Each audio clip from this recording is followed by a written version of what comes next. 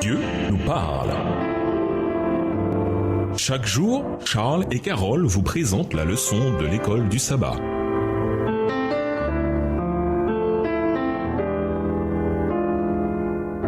Bienvenue dans votre émission Dieu nous parle. Nous voilà au jeudi 3 novembre.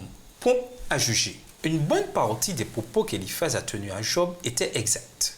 Autrement dit, il avait raison sur bien des points. Points que l'on retrouve exprimés plus tard dans la Bible. Pourtant, la réponse qu'il a faite à Job n'en demeurait pas moins terriblement injuste. Le problème n'était pas tant ses paroles. Le problème se situait davantage dans la situation. Ce qu'il disait, les vérités qu'il prononçait, ne s'appliquaient tout simplement pas à la situation donnée. Voir la leçon de la semaine prochaine. Notre monde est un endroit compliqué. C'est facile de considérer la situation et de lancer quelques clichés ou même quelques textes bibliques qu'on pense adaptés à la situation. C'est peut-être le cas, mais bien souvent, ce n'est pas le cas.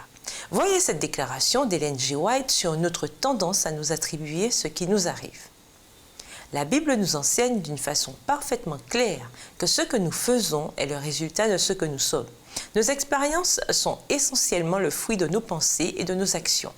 C'est une vérité profonde et importante. Mais vous imaginez quel saint, bien intentionné, qui s'approche de quelqu'un dans une situation similaire à celle de Job pour lui dire la déclaration précédente. Dans certains cas, malheureusement, on ne l'imagine que trop bien. Combien il aurait été préférable pour ce saint bien intentionné de suivre cet autre conseil à la place. Il en est beaucoup qui prétendent représenter la justice de Dieu et qui sont loin de manifester sa tendresse et son grand amour. Il arrive souvent que ceux envers lesquels il se montre si sévère soient assaillis par la tentation. Satan lutte avec ses âmes et des paroles dures et méchantes les découragent au point d'en faire la proie facile du tentateur. Le fait est, et c'est souvent le cas, qu'Éliphaz et tous les autres, y compris Job, ignoraient quasiment tout ce qui se tramait.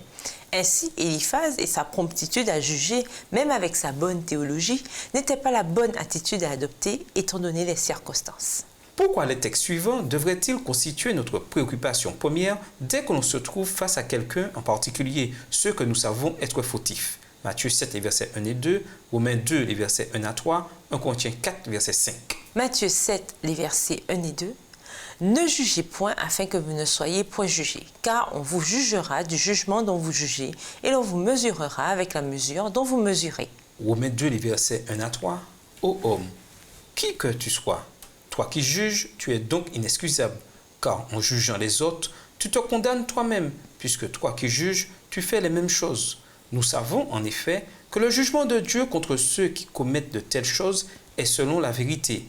Et penses-tu aux hommes qui jugent ceux qui commettent de telles choses et qu'il est fait que tu échapperas au jugement de Dieu? 1 Corinthiens 4, verset 5. C'est pourquoi ne jugez de rien avant le temps, jusqu'à ce que vienne le Seigneur, qui mettra en lumière ce qui est caché dans les ténèbres et qui manifestera les desseins des cœurs. Alors chacun recevra de Dieu la louange qui lui sera due. Même si Éliphaz avait eu raison et que Job s'était attiré toute cette souffrance, ses paroles étaient imprudentes et inopportunes. Job est un symbole de toute l'humanité, car nous sommes tous pris dans le grand conflit, et nous souffrons tous dans ce conflit. Nous avons tous, à un moment donné, besoin de compassion et non de leçons de morale. Bien sûr, il y a un temps pour être sermonné, mais quand un homme est assis sur un tas de cendres, que sa vie est ruinée, ses enfants morts et son corps couvert de plaies, ce n'est vraiment pas le bon moment.